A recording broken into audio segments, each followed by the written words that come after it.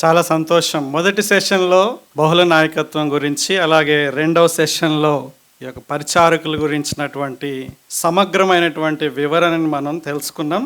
చాలా సందేహాలు మీకు ఉన్నాయి కదా, అందుకోసమే చాలా సమయం లంచ్ తర్వాత Q&Aకి ఇవ్వడం జరిగింది. అయితే ఇప్పుడు నేను చెప్పేటటువంటి ఒక టాపిక్ చాలా తేలికైనది. సో మీకు సందేహాలు ఉండకపోవచ్చు, కాబట్టి లంచ్ వచ్చే వరకు ఆసక్తితో మనం ఈ యొక్క సెషన్లో ఉన్నటువంటి అంశాన్ని మనం నేర్చుకుందాం. అంశం ఏంటంటే, సంఘ పరిచర్య చేయడానికి ఉద్యోగం రాజీనామా చేసి చేయాలా, ఉద్యోగం రాజీనామా చేస్తేనే వాక్యానుసారమైనటువంటి పరిచర్యన అనేటటువంటి అంశం. ఓకే, అంటే సంఘ పరిచర్య పాస్టర్గా ఉండాలంటే ఉద్యోగం మానేయడం తప్పనిసరి అనేటటువంటి ఆ యొక్క ఆలోచన వాక్యానుసారమైనదా కాదా అనేటటువంటిది ఇప్పుడు మనం నేర్చుకోబోతున్నాం. దయచేసి యొక్క సమయంలో మనం ప్రార్థన చేసుకొని దేవుని యొక్క సహాయాన్ని కోరుకుందాం. సర్వశక్తిమంతుడైన మా పరలోకపు తండ్రి, పరిశుద్ధుడు అయినటువంటి దేవా, మీకు వందనాలు. మీ కుమారుణ్ణి మా యొక్క స్థానంలో మీరు బలి ఇచ్చి మీరు మమ్మల్ని విమోచించిన విధానాన్ని బట్టి, అలాగే మీరు మాకు ఇచ్చిన యొక్క పరిచర్యను బట్టి మీకు వందనాలు చెల్లిస్తున్నాం. ఇక్కడ ఉన్నటువంటి మేమందరం కూడా మీ యొక్క పరిచర్యని మీ వాక్యంలో మీరు చెప్పినట్లుగా చేయాలని ఆశ కలిగి ఉన్నాం. కాబట్టి మేము అర్థం చేసుకోవడానికి, దాని ప్రకారంగా ప్రతిస్పందించడానికి మీ కృపని మాకు దయచేయమని, మా యొక్క మనోనేత్రాలు తెరవమని యేసుక్రీస్తు యొక్క పరిశుద్ధమైన నామంలో ఈ యొక్క ప్రార్థన చేస్తున్నాం తండ్రి. పాస్టర్గా పని చేయాలంటే ఉద్యోగానికి రాజీనామా చేయాలి అనేటటువంటిది మనం తరచుగా వింటూ ఉంటాం కదా. సో ఇక ఉద్యోగం అనేటటువంటి దాని గురించి, లేకుంటే పని అనేటటువంటి దాని గురించి బైబిల్ ఏం చెప్తుందో మొదటిగా కొంచెం క్లుప్తంగా చూసిన తర్వాత, పాస్టర్గా మనం చేసేటప్పుడు ఉద్యోగాన్ని రాజీనామా చేయాలా, లేకుంటే ఉద్యోగంతో పని చేయొచ్చా, సంఘ పరిచర్య చేయొచ్చా అనేటటువంటి దానికి మనం వెళ్దాం. పని గురించి మనం ఆలోచన చేస్తే, పని అనేటటువంటిది, వర్క్ అనేటటువంటిది మన కాంటెక్స్ట్లో ఇప్పుడు ఉద్యోగం. చాలాసార్లు ఉద్యోగం అంటేనే పని అనుకుంటాం కదా, అంటే డబ్బులు వస్తేనే మనం చేసిన దానికి డబ్బులు వచ్చేదాన్ని ఉద్యోగం అంటారు. మనం చాలా పనులు చేస్తుంటాం, వాటికి డబ్బులు రావు, సో దాన్ని మామూలు పని అంటాం. బట్ ఓవరాల్గా మనం చూసుకున్నట్లయితే వర్క్ అనేటటువంటిది, పని అనేటటువంటిది శాపగ్రస్తమైనది, పాపం చేసిన తర్వాత వచ్చినటువంటిది, లేకుంటే ఇట్ ఈస్ సెక్యులర్. సంఘ పరిచర్య, పాస్టర్గా ఉండేటటువంటి పరిచర్య సేక్రెడ్, పవిత్రమైనది. నేను పాస్టర్గా చేస్తున్నానంటే చాలా అద్భుతమైనటువంటి పరిచర్య చేస్తున్నారు, గొప్ప పరిచర్య చేస్తున్నాం అనేటటువంటి భావన మనలో ఉంటుంది. అలాగే ఎదుటి వాళ్ళకు కూడా చెప్తాము. ఒకవేళ వేరే వ్యక్తి ఉద్యోగం చేసుకుంటూ నేను పాస్టర్గా చేస్తున్నానంటే ఆ వ్యక్తిని ఒక ద్వితీయ శ్రేణి పాస్టర్గా, లేకుంటే ద్వితీయ శ్రేణి వ్యక్తిగా చూసేటటువంటి అవకాశాలు ఉన్నాయి. కాబట్టి పని అనేటటువంటిది ఆదాము అవ్వ పాపం చేసిన తర్వాత వచ్చిందా, దానికంటే ముందే ఉందా అనేటటువంటిది దేవుని యొక్క వాక్యంలో మనం చూసుకుంటే, ఆదికాండం 2వ అధ్యాయం 15వ వచనంలో ఒక మాట ఉంది. మరియు దేవుడైన యెహోవా నరుని తీసుకొని ఏదెను తోటను సేద్యపరచుటకును దాని కాచుటకును దానిలో ఉంచెను.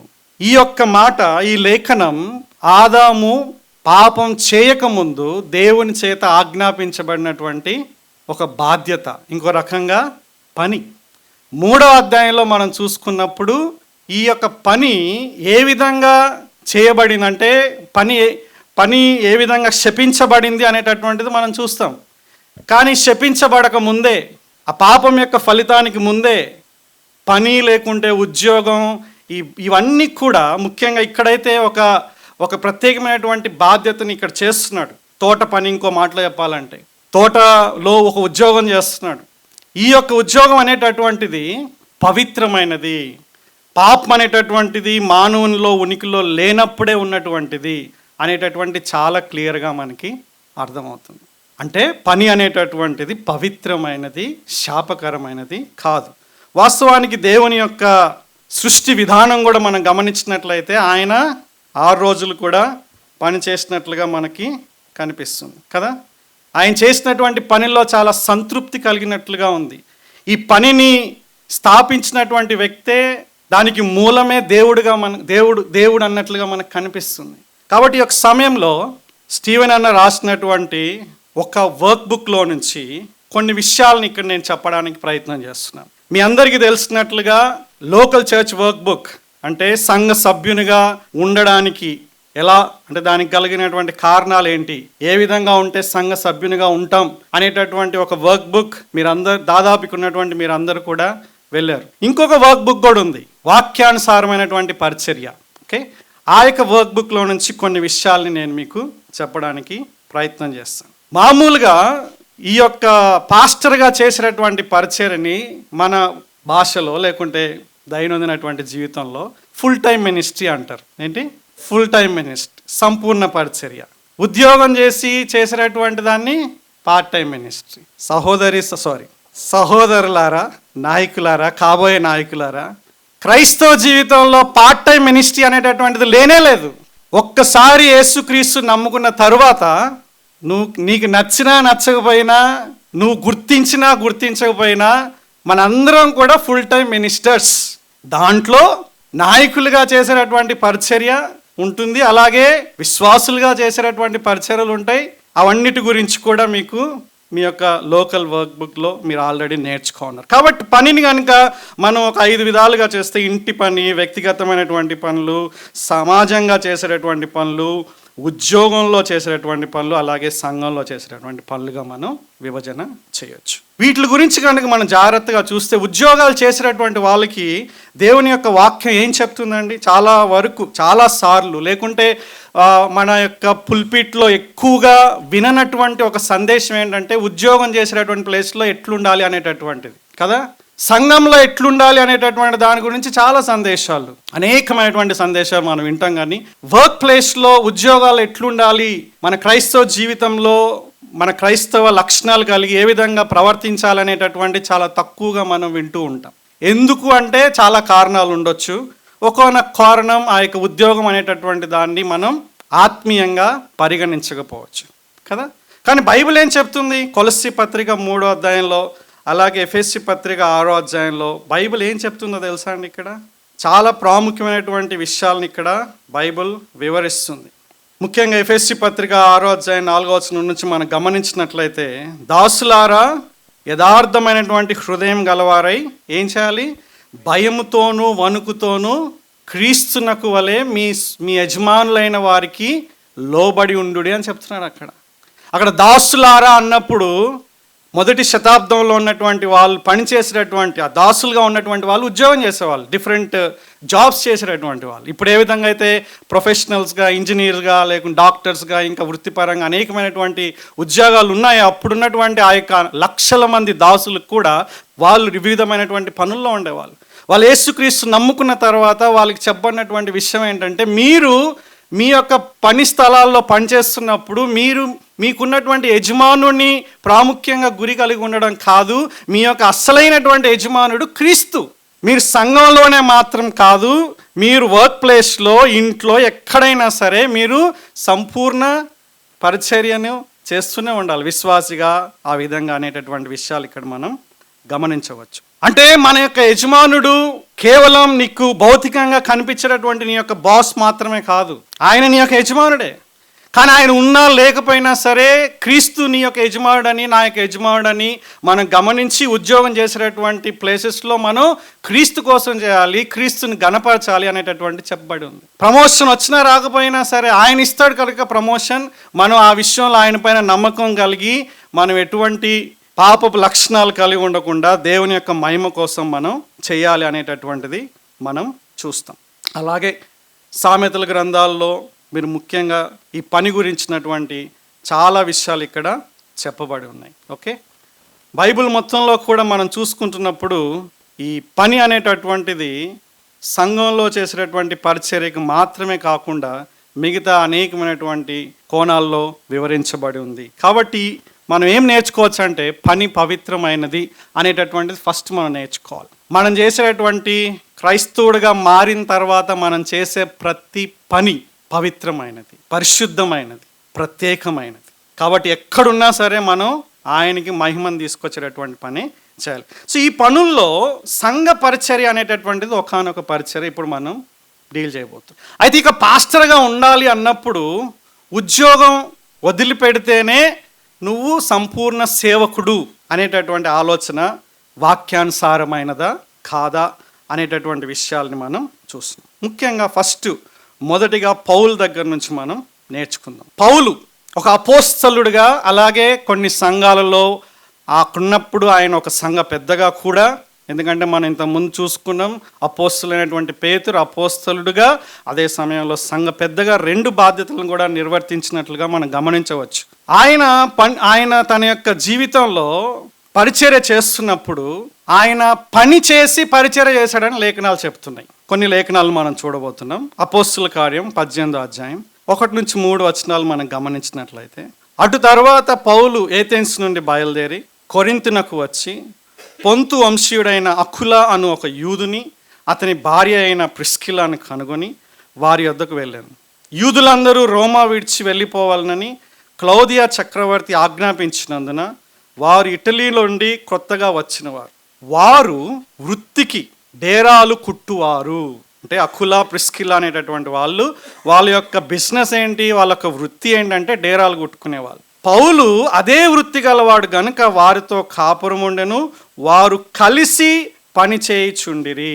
ఒక సమయంలో కొంత సమయం, అది నెలలు కావచ్చు, సంవత్సరాలు కావచ్చు, పర్టికులర్గా ఈ యొక్క పని చేసుకొని పరిచర్య చేసినట్లుగా ఇక్కడ మనకి చాలా స్పష్టంగా కనిపిస్తుంది.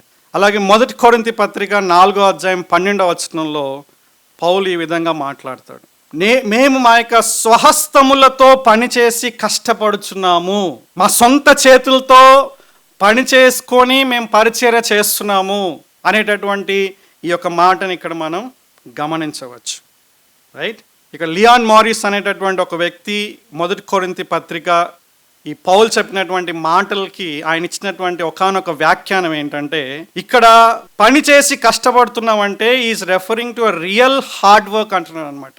అది చాలా ప్రయాస, అంటే అలసిపోయేంతగా కష్టపడేటటువంటి పని గురించి మాట్లాడుతున్నాం. అంటే ఏదో ఒక మామూలు పనిగా కాకుండా, ఆ పనిలో కూడా ఆయన యొక్క శక్తి వంచన లేకుండా బాగా కష్టపడి డబ్బులు సంపాదించి పరిచర్య కోసం ఖర్చు పెట్టినట్లుగా మనం అక్కడ గమనించవచ్చు. అలాగే 1 తెస్సలోనిక పత్రిక 2వ అధ్యాయం 9వ వచనం గమనిస్తే, 1 తెస్సలోనిక పత్రిక 2వ అధ్యాయం 9వ వచనం, అవును సహోదరులారా, మా ప్రయాసమును కష్టమును మీకు జ్ఞాపకం ఉన్నది కదా. మేము మీలో ఎవరికైనాను భారముగా ఉండకూడదని రాత్రింబగళ్ళు కష్టము చేసి జీవనము చేయుచు మీకు దేవుని సువార్త ప్రకటించితిమి. అంటే ఇక్కడ పౌలుతో పాటుగా తన యొక్క సహచరులు కూడా పనిచేసినట్లుగా మనకు కనిపిస్తున్నారు. పౌలు ఆ యొక్క 12 మందితో ఒక ప్రత్యేకమైన అపోస్తలుగా ఉండి దేవుని యొక్క ప్రత్యక్షత ఇచ్చినట్టుగా మనకు కనిపించినప్పటికీ, ఆ యొక్క జనరల్ అపోజల్స్గా ఉన్నటువంటి వేరే వాళ్ళు, తిమోతి, బర్నబా, లేకుంటే మిగతా వీళ్ళు కూడా పౌలు యొక్క పరిచర్యలో పని చేసినట్లుగా ఇక్కడ మనకి కనిపిస్తుంది. అకుల ప్రిస్కిలా అక్కడ పనిచేసినట్లుగా మనకి కనిపిస్తుంది. తర్వాత మనం కనుక ఈ విధంగా గమనించినట్లయితే, పౌలు అనేకమైనటువంటి సందర్భాల్లో కొరింథీ పత్రిక రాసినప్పుడు కొన్ని మాటలు చెప్తాడు, తెస్సలోనికలో ఉన్నటువంటి వారి గురించి చెప్పినప్పుడు రాస్తాడు. అపోస్తుల కార్యంలో కూడా మనం ఇంతకుముందు 2 సార్లు ఆ యొక్క లేఖనాలు చూసుకున్నాం. ఆయన ఏ విధంగా కష్టపడి డబ్బులు సంపాదించాడు అనేటటువంటిది మనం చూస్తాం. ఇవన్నీ కూడా ఎందుకు చేశాడు అంటే పరిచర్య చేయడానికి చేశాడు. ఒక రకంగా బిజినెస్ చేసి, ఇప్పుడు మనం ఉద్యోగం అంటే ఉదయం నుంచి సాయంత్రం వరకు చేసి ఒక కంపెనీ కింద చేసేటటువంటి దాన్ని ఉద్యోగం అంటారు. కానీ ఆ కంపెనీకి దానికే ఆ ఉద్యోగులందరికీ ఒక బిజినెస్ మ్యాన్గా ఉన్నాడు ఆయన. బిజినెస్ మ్యాన్ అంటే ఇంకా ఎక్కువ పని, రైట్, ఎక్కువ ఆలోచన చేయాలి. అవన్నీ చేసుకుంటూ కూడా దేవుని యొక్క పరిచర్య చేసినట్లుగా మనకు కనిపిస్తుంది. కాబట్టి దీని నుంచి మనం ఏం చూడొచ్చు అంటే, ఆయన కొంత సమయం కొన్నిసార్లు పని చేసుకుంటూ పరిచర్య చేసినట్లుగా మనకి ఇక్కడ కనిపిస్తుంది. పౌలే ఈ విధంగా చేసినప్పుడు పాస్టర్లమైనటువంటి నువ్వు నేను మనం పనిచేసి పాస్టర్గా ఉంటే అది సంపూర్ణమైనటువంటి పరిచర్య కాదు అని అనడం ఎంతవరకు కరెక్టో మనం ఒకసారి ఆలోచన చేయాలి. ఒక్కొక్క సమయంలో ఆయన ఎందుకు ఆ పని చేశాడో ఆ ప్రత్యేకంగా ఆ యొక్క విషయాలను చెప్పాడు. ఈరోజు మన యొక్క టాపిక్ అది కాదు. ఎందుకు పని చేశాడు, ఏ విషయాన్ని ఆయన రుజువు చేయడానికి, లేకుంటే దేనికోసం పనిచేశాడు, అవన్నీ కూడా వేరువేరు సందర్భాల్లో వేరువేరు కారణాలు ఉన్నాయి. కానీ ఈ పరిచర్య చేయడానికి పనిచేశాడు. అది మన యొక్క ముఖ్యమైనటువంటి అంశంగా మనం ఇక్కడ చూడాలి. అయితే ఇప్పుడు మన నూతన నిబంధనలో ఉన్నటువంటి యొక్క నాయకుల పరిచర్యల్లో 5 పరిచర్యలు చాలా ప్రధానంగా ఉన్నాయి. నాయకుల పరిచర్యలు ఏంటవి? అపోస్తలులు, ప్రవక్తలు, సువార్థికులు, కాపరులు, ఉపదేశకులు. రైట్? ఈ 5 పరిచర్యల్లో కూడా ఆ 3 చాలా ప్రత్యేకమైనటువంటివి. అవి కనుమరుగైపోయినటువంటివి నమ్మే వాళ్ళు ఉన్నారు, ఇంకా కొనసాగుతున్నాయని నమ్మేటటువంటి వాళ్ళు ఉన్నారు. దాని గురించి మన యొక్క డిస్కషన్ కాదు. అయితే ఇక్కడ ఆ పైన అపోస్తలుగా, ప్రవక్తలుగా, సువార్థికులుగా ఉన్నటువంటి వాళ్ళు పని చేసుకుంటూ చేసినటువంటి సందర్భాల్లో ఉన్నాయి. అలాగే వాళ్ళు సంఘాల దగ్గర నుంచి ఆర్థికంగా సహాయం పొందుతూ పరిచర్య చేసిన సందర్భాలు కూడా ఉన్నాయి. మనకి రెండో దాంతో ఎక్కువ సమస్య లేదు కాబట్టి మొదటి దాని గురించి ఎక్కువగా మనం ఆలోచన చేయాలి. ఇప్పుడు మన యొక్క ముఖ్యమైనటువంటి అంశం ఏంటంటే సంఘ పెద్దలు, లేకుంటే కాపరులు, లేకపోతే బిషప్లు కూడా పని చేయాలా, లేకుంటే ఉద్యోగం మానేయాలా అనేటటువంటిది మనం ఇక్కడ కదా చూసుకుంటున్నాం. దాని గురించి అపోస్తుల కార్యం 20వ అధ్యాయంలో ఒక విషయాన్ని మనం గమనిస్తాం. అపోస్తుల కార్యములు 20వ అధ్యాయం. ఇక్కడ ఎఫెసు సంఘంలో ఉన్నటువంటి సంఘ పెద్దల్ని పౌలు పిలిపించుకొని ఇచ్చినటువంటి ఒక సందేశం గురించి మనం ఇక్కడ గమనించవచ్చు. ఓకే, 20వ అధ్యాయం 17వ వచనంలో మనం కనుక గమనిస్తే సంఘ పెద్దల్ని, మిలేతు నుండి సంఘ పెద్దల్ని ఆయన పిలుస్తాడు. వాళ్ళకి ఫేర్వెల్ స్పీచ్ అనేటటువంటిది అక్కడ మనం గమనించగలం. రైట్? ఆయన ఆ యొక్క విషయాన్ని చెప్తున్నప్పుడు చాలా ప్రాముఖ్యమైనటువంటి విషయాల్ని చెప్పాడు. అబద్ధ బోధకుల నుంచి ఏ విధంగా సంఘంని కాపాడాలి, మిమ్మల్ని మీరు ఏ విధంగా జాగ్రత్తగా చూసుకోవాలి, నేను దేవుని సంకల్పాన్ని మొత్తం మీకు నేను దాచిపెట్టకుండా చెప్పేశాను అనేటటువంటి విషయంలో వాళ్ళకి హెచ్చరికలు, అలాగే తన యొక్క వ్యక్తిగత జీవితం గురించి మాట్లాడాడు. అయితే ప్రాముఖ్యంగా మనం ఒక విషయాన్ని ఇక్కడ ఫోకస్ చేస్తాం. ఒకసారి అపోస్తుల కార్యం 20వ అధ్యాయం 32 నుంచి 38 వరకు మనం కనుక చదివితే అక్కడ ఒక విషయాన్ని పౌలు మాట్లాడుతున్నాడు. చాలా ప్రాముఖ్యమైనటువంటి విషయం ఇది. ఏంటది? పుచ్చుకొనుట కంటే ఇచ్చుట ధన్యత అని చెప్పాడు. ఇది చాలా ఫేమస్ కొటేషన్. ఓకేనా? పుచ్చుకొనుట కంటే ఇచ్చుట ధన్యత అనేటటువంటిది యేసుక్రీస్తు యొక్క మాటల్ని క్రోడీకరించి ఆయన సంఘ పెద్దలకు చెప్తున్నాడు, పాస్టర్లకు చెప్తున్నాడు, కాపర్లు చెప్తున్నాడు, బిషప్లు చెప్తున్నాడు, పుచ్చుకొనుట కంటే ఇచ్చుట ధన్యత అనేటటువంటిది.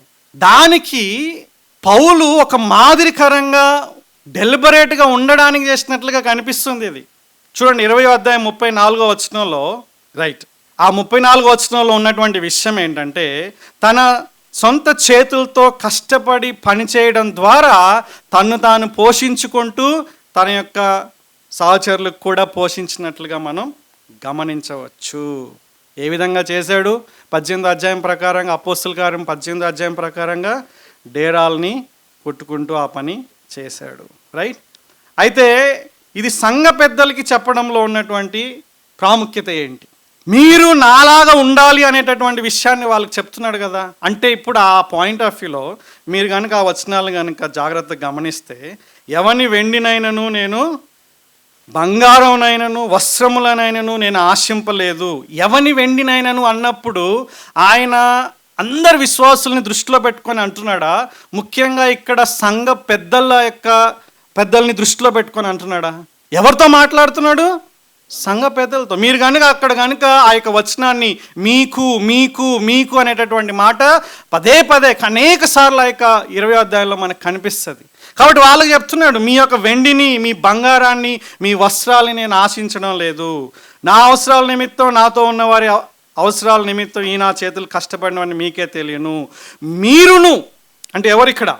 కాపరులు, ఎఫెసీ సంఘ పెద్దలు. అప్పుడు ఎఫెసీ సంఘంలో ఎవరున్నారు? తిమోతి కూడా ఉండొచ్చు, అవకాశం ఉందన్నమాట. ఆ సంఘ పెద్దలకు చెప్తున్నాడు, మీరు కూడా ఈలాగు ప్రయాసపడి బలహీనులను సంరక్షింపవలననియు, పుచ్చుకొనుట కంటే ఇచ్చుట ధన్యమని ప్రభువైన యేసు చెప్పిన మాటలు జ్ఞాపకం చేసుకొనవలననియు అన్ని విషయములలో మీకు మాదిరి చూపిదనని చెప్పాను. కాబట్టి పాస్టర్లు ఏం చేయాలి? ఉద్యోగం చేయాలి. ఇప్పుడు మీరు ఉద్యోగం లేకుండా పరిచర్య చేస్తున్నారు కాబట్టి ఇప్పుడు మీరు ఉద్యోగం చేసుకుంటూ పరిచర్య చేయాలి అని చెప్తున్నాడు ఇక్కడ అది కాదు పాయింట్ ఇక్కడ. ఆయన సంఘ పెద్దలకి ఏం చెప్తున్నా అంటే, నాలాగా మీరు కూడా బలహీనుల్ని సంరక్షించాలి, మీరు ఇచ్చేవారిగా ఉండాలి, మీరు పోషించేవారిగా ఉండాలి, మీరు పోషించాలి, బీదల్ని పోషించాలని చెప్తున్నాడు. దీన్ని బట్టి మనకి ఏం అర్థమవుతుందంటే, ఈ సంఘ పెద్దలు కూడా పని చేసేవారిగా కనిపిస్తున్నారు మనకి. అగ్రి చేస్తారో డిసగ్రీ చేస్తారో తర్వాత మీరు ఆలోచన చేయండి. అంటే ఈ సంఘ పెద్దలు పని చేసేవారిగా మనకి కనిపిస్తున్నారు. ఆ పాయింట్ని నేను ఇక్కడ ఎస్టాబ్లిష్ చేయడానికి ప్రయత్నం చేస్తున్నా. అపోస్తులుగా ఉన్నటువంటి ఆ యొక్క వ్యక్తి అలాగే చాలామంది పని చేశారు, పని చేసి పరిచర్యం చేశారు, అది పవిత్రమైనటువంటి పరిచర్యగా ఉంది. ఇప్పుడు ఇక్కడ సంఘ పెద్దలు కూడా పని చేయాలని ప్రోత్సహించబడుతున్నారు, సవాల్ చేయబడుతున్నారు. వాస్తవానికి వాళ్ళు పని చేస్తున్నట్లుగా మనకి ఇక్కడ బాగా క్లియర్గా కనిపిస్తుంది.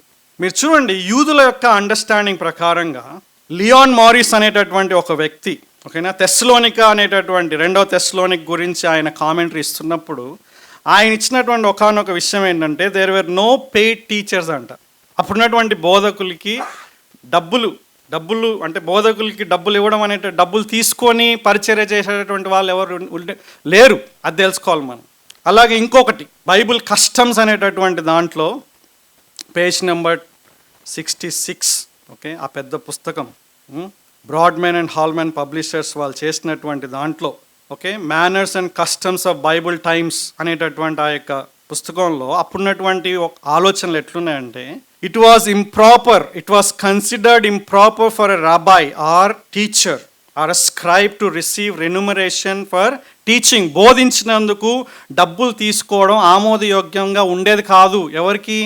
యూదుల్లో ఉన్నటువంటి బోధకులుగా ఉన్నటువంటి వారు. కాబట్టి అప్పుడు వాళ్ళు పోషించుకోవడానికి బిజినెస్ అనేటటువంటిది లేకుంటే ఉద్యోగం అనేటటువంటిది చేసేవాళ్ళు. ఇంకొక పుస్తకంలో కూడా మనం జాగ్రత్తగా గమనిస్తే, ఇలియాట్ అనేటటువంటి ఒక వ్యక్తి, right, anyone who fails to teach his son a trade, అంటే ఉద్యోగం చేయడం, ముఖ్యంగా ట్రేడ్ అంటే బిజినెస్ చేయడం, నేర్పించడం కనుక విఫలమైతే he's teaching him to steal. అంటే పని చేయడం కనుక నేర్పించకపోతే నువ్వు దొంగతనం చేయడం నేర్పిస్తున్నావు అటువంటి కల్చర్లో అప్పుడు ఉండేది. అటువంటి సమయం, ఆ విధమైనటువంటి సమయం ఉండేది. అంటే అక్కడ ఉన్నటువంటి వాళ్ళు యూదులు బోధకులుగా వాళ్ళు డబ్బులు తీసుకొని పరిచర్య చేసేటటువంటి వాళ్ళు, ఉచితంగా పరిచర్య చేయడం అనేటటువంటిది ఇక్కడ మనం చూస్తున్నాం. అంటే ఇంకో మాటలు చెప్పాలంటే, వాళ్ళు పని చేసుకుంటూ పరిచర్య చేశారు అనేటటువంటిది కనిపిస్తుంది మనకి.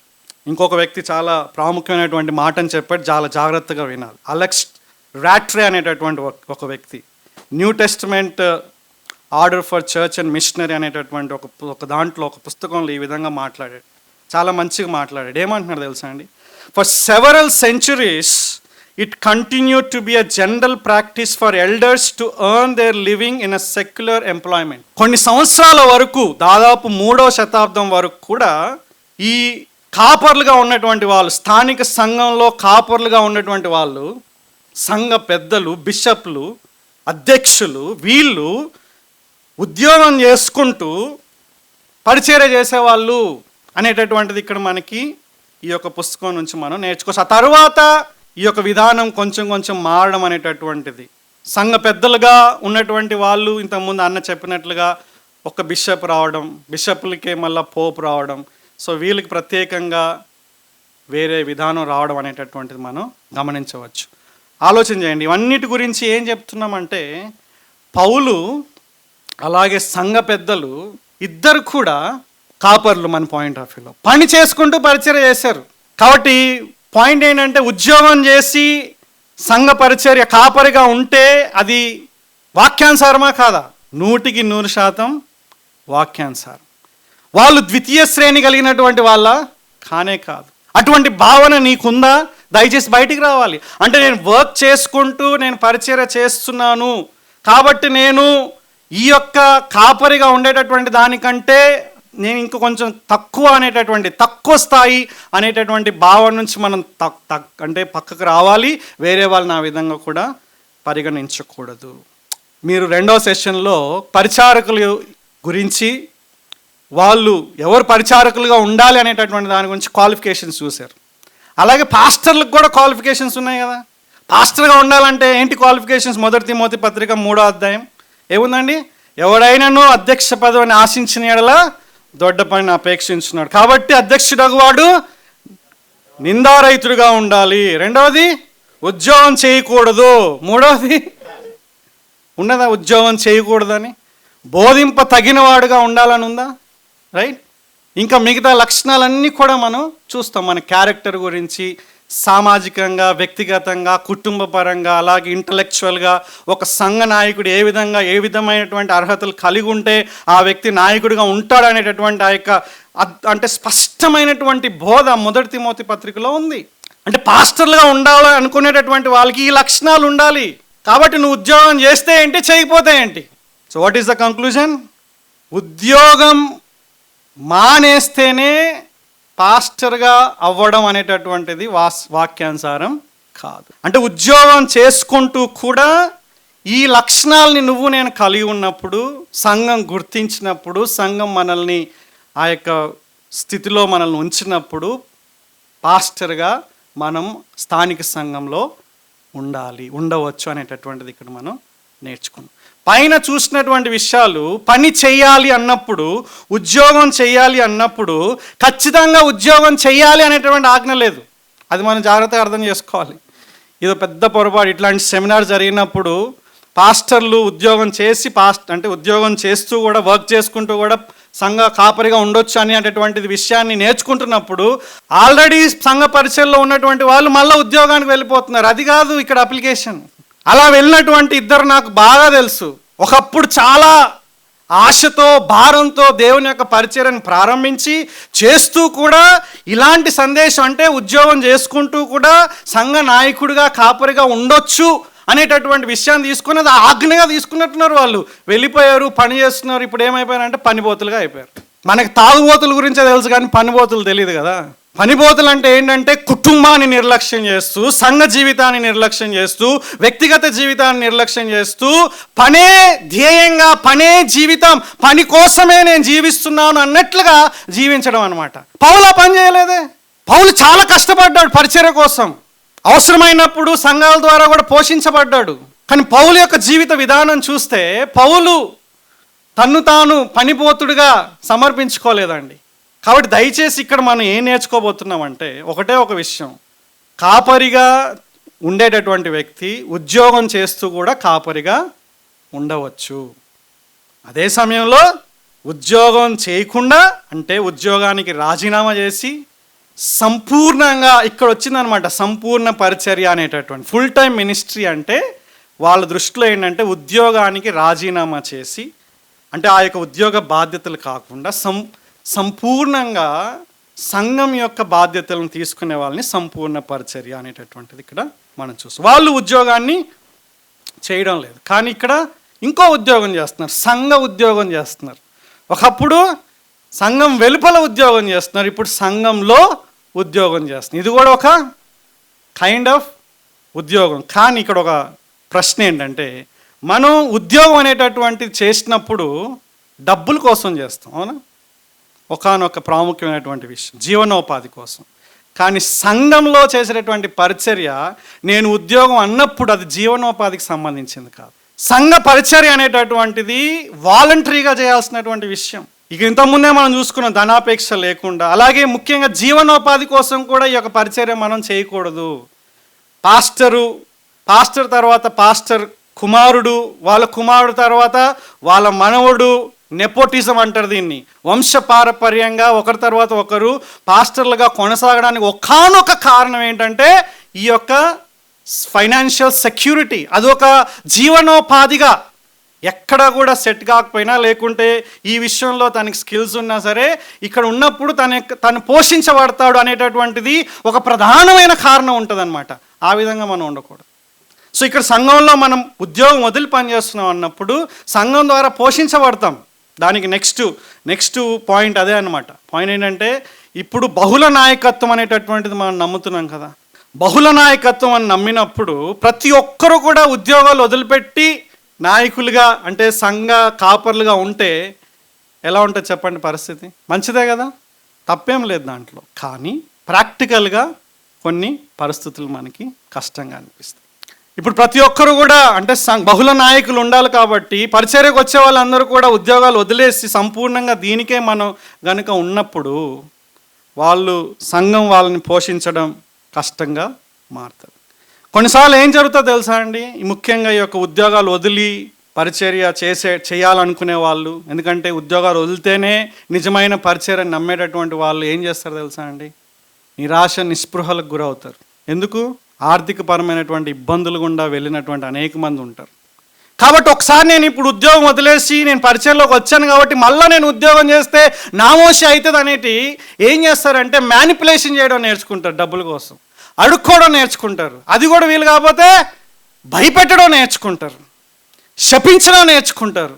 ఇక అదే జీవిత ధ్యేయంగా వాళ్ళు అయిపోతారనమాట. ఆ విధంగా కాకూడదు. నువ్వు నిజంగా ఉద్యోగం వదిలిపెట్టి దేవుడు నన్ను పిలిచాడు, సో పిలుపు గురించి మీ అందరికీ తెలుసు, రైట్? సో దేవుడు నన్ను పిలిచాడు, లేకుంటే నేను విన్నాను, నాకు వాక్యంతో మాట్లాడాడు, నువ్వు వస్తే నువ్వు ఎవరిని అడగకు, దేవుడే నేను పోషించాలి, పోషిస్తాడు కూడా.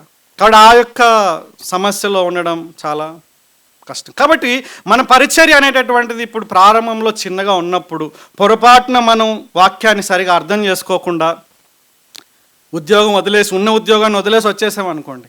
ఎందుకంటే నేను కొంతమంది యవనస్తులతో మాట్లాడుతున్నప్పుడు పరిచర్య అంటేనే ఉద్యోగం వదిలేయాలని డిసైడ్ అయిపోతారు వాళ్ళు. నేను వాళ్ళని ఆపడం కష్టమైపోతుంది. 2-3 నా యొక్క సర్కిల్లో అట్లా చెప్పినందుకు వాళ్ళు నన్ను వదిలిపెట్టి వెళ్ళిపోయారు కూడా. అంటే నేను వాక్యానుసారంగా లేనట్లుగా అనిపించింది వాళ్ళకి. అంటే వాళ్ళు ఒకటేసారి వచ్చారులేండి సంఘానికి. వచ్చినప్పుడే పరిచర్య అని వాళ్ళు అడిగారు, మంచిదే, దాన్ని ఎంకరేజ్ చేస్తుంటే ఉద్యోగం మానేయాలని ఆలోచిస్తున్నారంట వాళ్ళు. వెంటనే వాళ్ళకి నేను ఇవన్నీ చెప్పడం, వాళ్ళు వెంటనే కట్ చేయడం. కాబట్టి ఏం చెప్తున్నా నేను ఇప్పుడు, అందరూ ఉద్యోగం మానేసి పరిచర్య చేయడం అనేటటువంటిది ఒకవేళ సంఘం పెద్దగా ఉన్నప్పుడు అవసరమైనప్పుడు మనం అది చూసుకోవచ్చు. కానీ ప్రాక్టికల్గా మనం చూస్తే ఉద్యోగం చేస్తూ పరిచర్య చేసేటువంటి వ్యక్తిని బైవొకేషనల్ లీడర్స్ అంటారు వాళ్ళు. దయచేసి మీరు అర్థం చేసుకోండి. ఓకే, నేను ఇంతకుముందు ఒక పాయింట్ చెప్తున్నా. సో ఒకవేళ ఒకప్పుడు మనం ఉద్యోగం వదిలి పరిచర్య చేస్తేనే పరిచర్య అనే భావన కలిగి ఉండి ఇప్పుడు కష్టాలు వచ్చినప్పుడు మళ్ళీ తిరిగి ఉద్యోగం చేయడానికి కష్టమైపోద్ది కొంతమందికి. ఆ విధంగా ఉండనవసరం లేదు. ఓకే, లోకం ఏమనుకుంటుందో అనేటటువంటి అవసరం లేదు. ఒకవేళ సంఘం ఇంకా నిన్ను పోషించే స్థాయిలో లేనప్పుడు, ప్రారంభంలోనే ఉన్నప్పుడు తిరిగి నువ్వు ఉద్యోగంలోకి వెళ్ళి నువ్వు పని చేసుకుంటూ పరిచర్య చేసేటటువంటి అవకాశాలు ఉన్నాయి. అంటే ప్రారంభ దశలో ఉన్న సంఘాల గురించి మాట్లాడుతున్నాను. సో అది ప్రాక్టికల్గా మనం నేర్చుకోవచ్చు అనమాట. కానీ బహుళ నాయకులుగా మనం ఎదుగుతున్నప్పుడు ప్రాక్టికల్గా ఒక వ్యక్తి ఉద్యోగం అనేటటువంటిది బయట చేయకుండా సంపూర్ణంగా సంఘానికి ఆయన అప్పగించుకొని సంఘ పరిచర్య చేసి మిగతా వాళ్ళు పని చేసుకుంటూ, అంటే బైవొకేషనల్గా బ్రదర్ శంకర్ లాగా, రైట్, వాళ్ళు ఉన్నప్పుడు సంఘం వాళ్ళని పోషించడం అనేటటువంటిది ఇక్కడ మనం సులభతరం అవుతుంది అనేటటువంటి విషయాన్ని ఇక్కడ మనం తెలుసుకోవాలి. అలాగే ఇప్పుడు చూడండి, బహుళ నాయకులుగా ఉన్నటువంటి వాళ్ళు ఉండడం వలన మనకి కొన్ని లాభాలు కూడా ఉన్నాయన్నమాట. ఆల్రెడీ వాటి గురించి మీరు నేర్చుకోవచ్చు. 2-3 చెప్పి నేను ముగిస్తాను. ఏంటండి? ఒకటి, ఎందుకంటే బైవొకేషనల్ లీడర్స్ అనే వాళ్ళు ఈ సంపూర్ణంగా ఉన్నటువంటి యొక్క వ్యక్తికి, అంటే పాస్ట్ కాపర్గా ఉన్నటువంటి వ్యక్తి, వాళ్ళిద్దరి మధ్యలో సమయం అనేటటువంటిది మనం చూడాలి.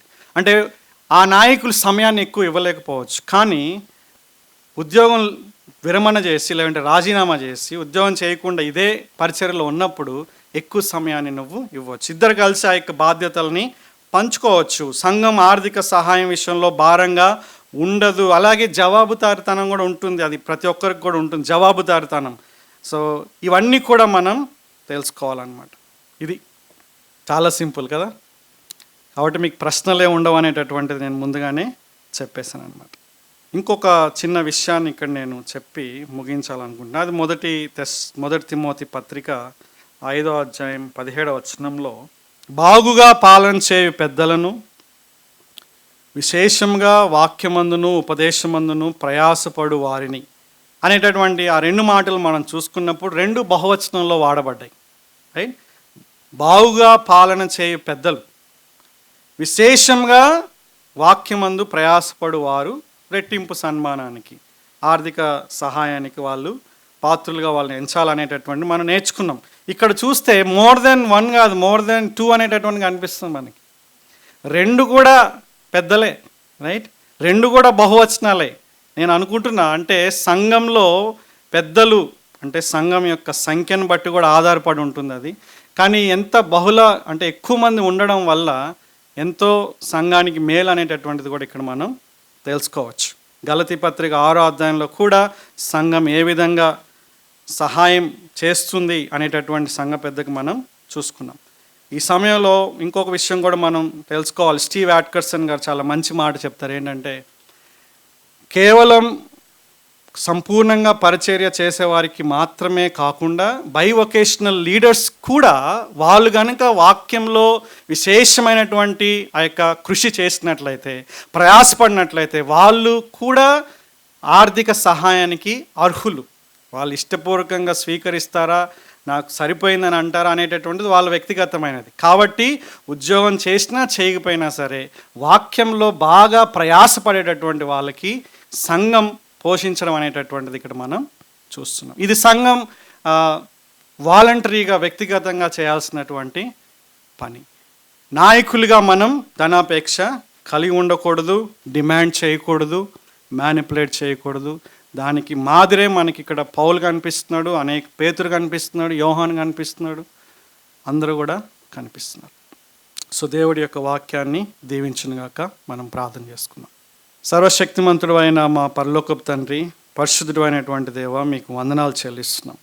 వాక్యం విషయంలో కొన్నిసార్లు సరైన అవగాహన లేకుండా కొన్ని ఎమోషనల్ నిర్ణయాలు తీసుకునే అవకాశాలు ఉన్నాయి, తప్పుడు నిర్ణయాలు తీసుకునే అవకాశాలు ఉన్నాయి. వేరే వ్యక్తుల్ని సరైనటువంటి దృక్పథంతో చూడకుండా ఉండే అవకాశాలు ఉన్నాయి. పరిచర్య విషయంలో కూడా తప్పు చేసే అవకాశాలు ఉన్నాయి. కాబట్టి ప్రభువా, మేము మీ వాక్యాన్ని ధ్యానిస్తుండగా మా మనోనేత్రాలు మీరు వెలిగిస్తున్నారని మేము విశ్వసిస్తున్నాం. ముఖ్యంగా బైవొకేషన్ లీడర్స్ని, ఉద్యోగం చేసుకుంటూ సంఘ పరిచర్య చేసేటటువంటి వాళ్ళు కూడా సంఘ కాపరులని, వాళ్ళు కూడా సమానమైనటువంటి స్థాయిని కలిగి ఉన్నారనేటటువంటి వాస్తవాన్ని గ్రహించడానికి మాకు మీరు సహాయం చేయండి. అలాగే మిగతా మీరైనా ఉద్యోగం వదిలిపెట్టి సంపూర్ణంగా పరిచర్య చేసేటువంటి మేము కూడా మీరు వాక్యంలో చెప్పినట్లుగా మేము జీవించడానికి మీరు కృప దయచేయండి ప్రభు. బహుళ నాయకత్వం, నాయకులుగా ఉండి మీ యొక్క మందను నడిపించడం ఆజ్ఞాపించబడింది. ఈ విషయంలో ప్రభు ప్రాక్టికల్గా మాకున్నటువంటి అనేకమైనటువంటి సందేహాలని నివృత్తి చేసుకోవడానికి, మీ వాక్య ప్రకారంగా ముందు కొనసాగడానికి మీరు సహాయం చేయమని యేసుక్రీస్తు యొక్క పరిశుద్ధమైనటువంటి నామముల యొక్క ప్రార్థన చేస్తున్నాం తండ్రి. ఓకే, ఫైనల్గా నేను ఒక విషయం చెప్పడం మర్చిపోయినాను. ఏంటంటే ప్రిస్క్రిప్షన్ అండ్ డిస్క్రిప్షన్ అనేటటువంటి రెండు మాటలు మనందరికీ తెలుసు. ఆజ్ఞ, మాదిరి. దయచేసి చెప్పండి. ఆజ్ఞ అలాగే మాదిరి. ఇప్పుడు పౌలు, పేతురు వీళ్ళందరూ కూడా పనిచేసి పరిచర్య చేసిన మాదిరిగా అనిపిస్తున్నారు. అలాగే ఆజ్ఞలు లేవు అక్కడ. ఆజ్ఞలు ఎక్కడ కనిపిస్తున్నాయి మనకి? 1 తిమోతి పత్రిక 3వ అధ్యాయంలో, తీతుకు రాసిన పత్రిక 1వ అధ్యాయంలో సంఘ కాపరులుగా ఎవరు ఉండగలరు, ఎవరు ఉండాలి అనేటటువంటిది మనకు కనిపిస్తుంది. వాటిని మనం ప్రాముఖ్యమైనటువంటి ప్రామాణికంగా తీసుకోవాలి. ఈ వెలుగులో ఆ మిగతా వివరణలు అంటే ఆ మిగతా విషయాల్ని మనం ఆలోచన చేయాలి. Thank you very much.